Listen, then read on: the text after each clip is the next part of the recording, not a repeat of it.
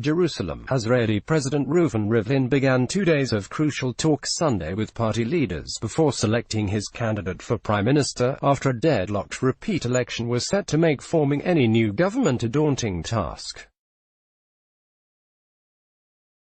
Israel's largely ceremonial president is tasked with picking the politician with the best chance of forming a stable coalition government.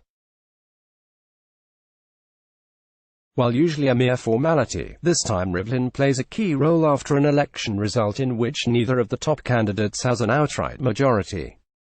The president, in this case, will be very involved in the particulars. He will ask for clear answers, Harold Tubby, the president's top aide, told Israel's Army radio.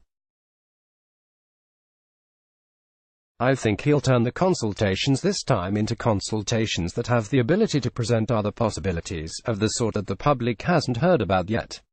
In last week's vote, Benny Gantz's centrist Blue and White Party won 33 seats in the 120-member parliament, while incumbent Benjamin Netanyahu's conservative Likud took 31 seats.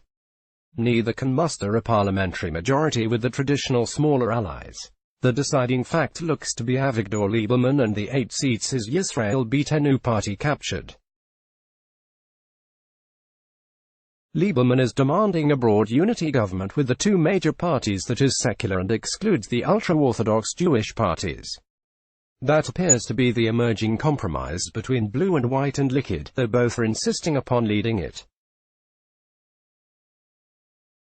Complicating matters is Blue and White's refusal to sit with Netanyahu because he faces a likely indictment on corruption charges. The first step out of the quagmire is the consultations at the president's residence, where each of the parties is asked to make its recommendations.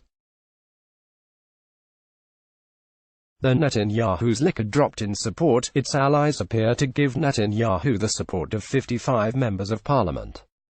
For Gantz to compete, he'll need the backing of the joint list of Arab parties, which emerged as the third largest party with 13 seats, and has traditionally refrained from openly endorsing a candidate for prime minister.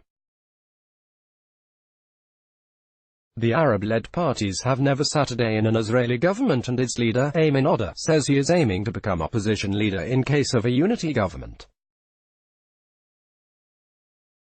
But he hasn't ruled out giving Gantz his recommendation to the president to thwart another Netanyahu-led government. It would make the first time since 1992 the Arab parties played a role in the process. The decision will come down later Sunday, before party representative meet Rivlin. Rivlin's eventual candidate will have up to 6 weeks to form a coalition. If that fails, Rivlin could give another candidate for prime minister 28 days to form a coalition.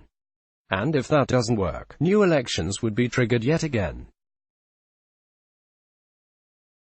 Rivlin has said he will do everything possible to avoid such a scenario, and no one appears interested in a third Israeli election within a year. Last week's vote happened because Netanyahu was unable to form a coalition after April's election without the support of Lieberman, an unpredictable ally-turned-rival who has upended Israeli politics in recent months. The nationalist, yet secular, former defense minister is still being coy about whom he will recommend as the next prime minister. Overhanging the whole process is Netanyahu's pre-indictment hearing scheduled in 2 weeks, after which he could face charges of bribery, breach of trust and fraud in 3 separate corruption cases. Netanyahu had hoped to secure a narrow majority of hardline and religious parties that support granting him immunity from prosecution. With immunity now off the table, Netanyahu is desperate to remain in office despite the long odds. Israeli law does not require a sitting premier to resign if indicted. But if he is charged, as is widely expected, he would come under heavy pressure to resign. Let's block ads. Why?